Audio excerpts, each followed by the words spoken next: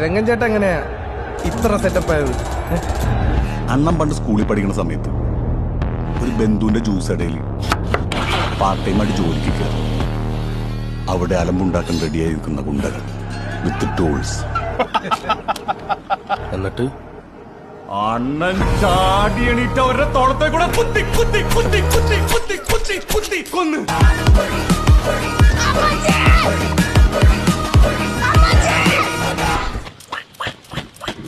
രംഗൻ ചേട്ടൻ എങ്ങനെയാ ഇത്ര സെറ്റപ്പ് ആയത്?